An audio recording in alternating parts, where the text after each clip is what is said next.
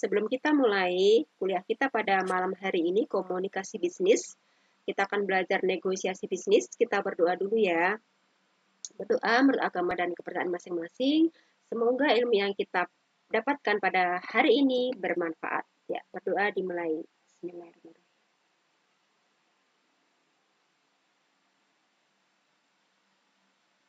Amin ya rabbal alamin. Berdoa selesai. Baik, lanjut saja saya share materinya. Nah, baik, pada kali ini kita akan belajar tentang negosiasi bisnis. Negosiasi bisnis ini adalah materi kita pertemuan kedua ya.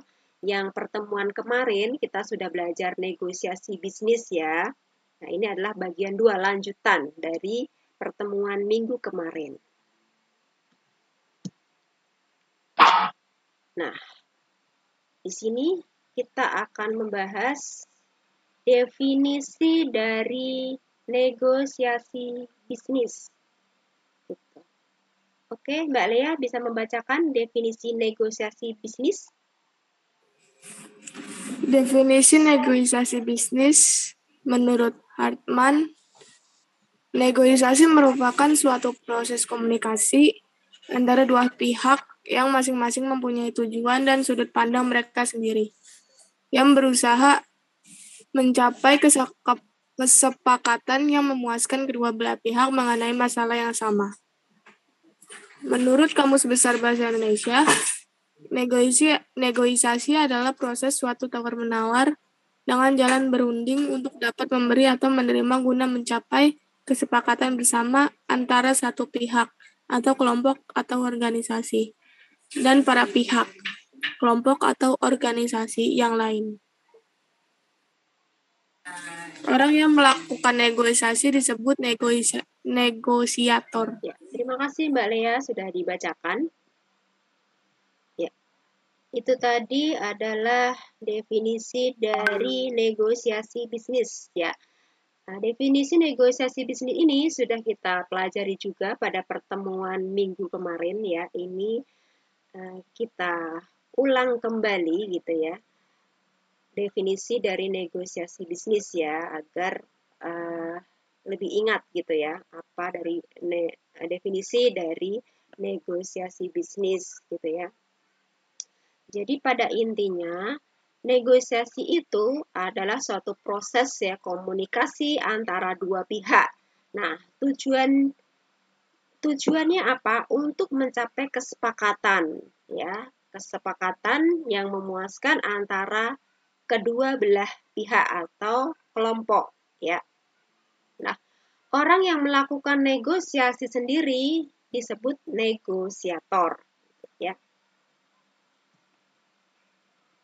Nah, ini adalah beberapa strategi negosiasi gitu ya. Strategi yang pertama yaitu strategi menghindar lose-lose, kemudian ada strategi akomodasi lose-win, kemudian ada strategi kompetitif win-lose, kemudian ada strategi kolaborasi win-win, kemudian ada strategi kompromi split the difference. Nah, apa definisi dari strategi-strategi tersebut? Baik, ini adalah penjelasannya. Nah, strategi menghindar lose-lose ini ciri-cirinya ya.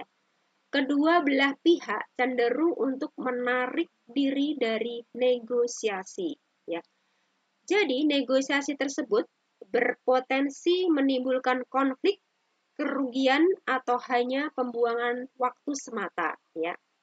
Nah, kelebihannya di sini dapat menghindari konflik serta menghemat waktu dan biaya dari pihak-pihak yang terlibat.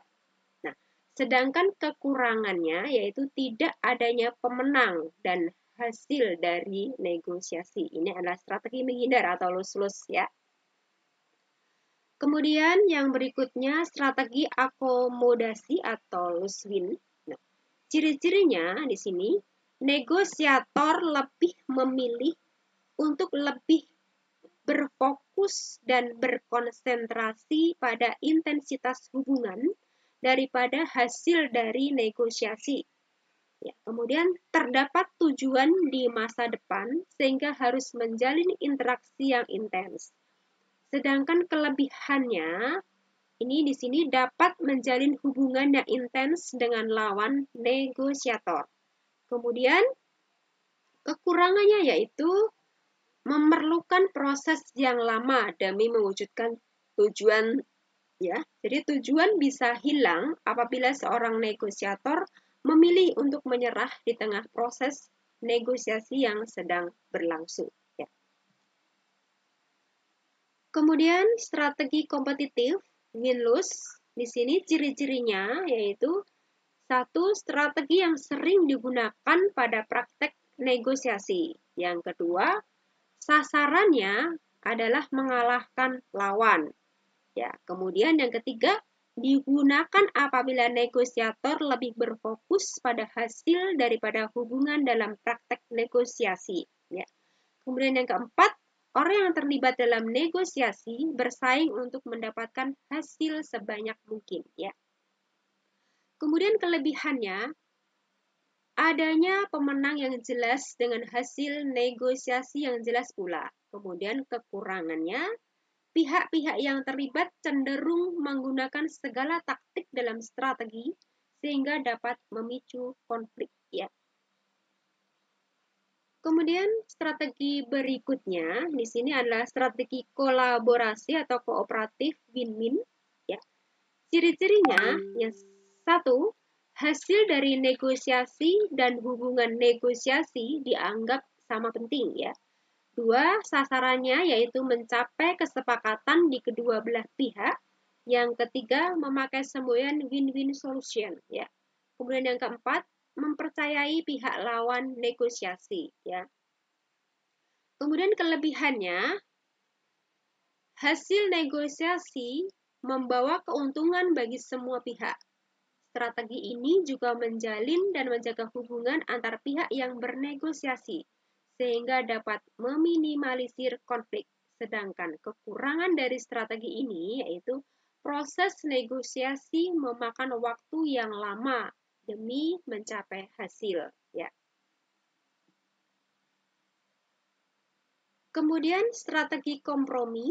Ya. Mbak Lea bisa minta tolong dibacakan. Strategi kompromi. Ciri-cirinya. 1. Digunakan ketika kedua belah pihak tidak dapat mencapai kolaborasi yang baik, tapi masih ingin mencapai beberapa hasil. 2. Masing-masing pihak akan menyerah dan mengubah prioritas dan kepentingan awalnya demi menentukan kesamaan. Kelebihannya dapat mengurangi potensi konflik karena adanya jalan tengah antara pihak-pihak yang bernegosiasi. Kekurangannya, adanya pihak yang kurang puas akan hasil negosiasi meskipun tidak menimbulkan kerugian. Ya, terima kasih Mbak Lea sudah dibacakan. Kemudian tipe-tipe negosiator, ini ada beberapa tipe dari negosiator. Yang pertama, negosiator curang. Ini adalah seorang negosiator yang menghalalkan segala cara, ya. Kemudian kedua, negosiator profesional. Kemudian negosiator bodoh, ini menghendaki kekalahan bagi kedua belah pihak, ini ya. Kemudian ada juga negosiator naif. Ini adalah negosiator yang tidak siap untuk bernegosiasi. Ya. Itu tadi adalah tipe-tipe negosiator, ya. Yang baik yang mana? Yang baik adalah negosiator profesional, ya. Nah, ini adalah tips menjadi negosiator yang handal. Ini ada 10 tips menjadi negosiator yang handal. Ya. 1. Tidak gampang menyerah. 2. Mempunyai skill komunikasi yang baik. 3. Cerdas dan berwawasan. 4. Mempunyai selera humor. 5. Mempunyai sikap yang positif. 6. Bersikap perhatian kepada klien. Yang ketujuh, mempunyai sikap sabar. 8. Bersikap jujur. 9. Inisiatif. solutif dan kreatif, dan yang ke-10 sensitif atau peka. Ya, alhamdulillah, terima kasih sudah selesai Mbak Lea materi kita pada hari ini. Semoga apa yang saya sampaikan bermanfaat. Ya. Untuk penjelasan lebih lengkap terdapat dalam modul yang sudah saya upload di e-learning. Nanti bisa dibaca sendiri ya, bisa dipelajari ya. Apa ada pertanyaan atau sudah jelas? Sudah jelas, Bu. Ya. Cukup jelas. Baik, kalau udah jelas, saya akhiri kuliah kita pada malam hari ini ya. Semoga apa yang saya sampaikan bermanfaat, dan apabila ada kesalahan ataupun kekurangan, saya mohon maaf sebesar-besarnya ya. Oke Mbak Lia, terima kasih. Saya akhiri kuliah kita pada malam hari ini. Billahi taufiq wal hidayah. Wassalamualaikum warahmatullahi wabarakatuh. Terima kasih. Ya, sampai jumpa minggu depan. Ya, terima kasih. Terima kasih, Bu.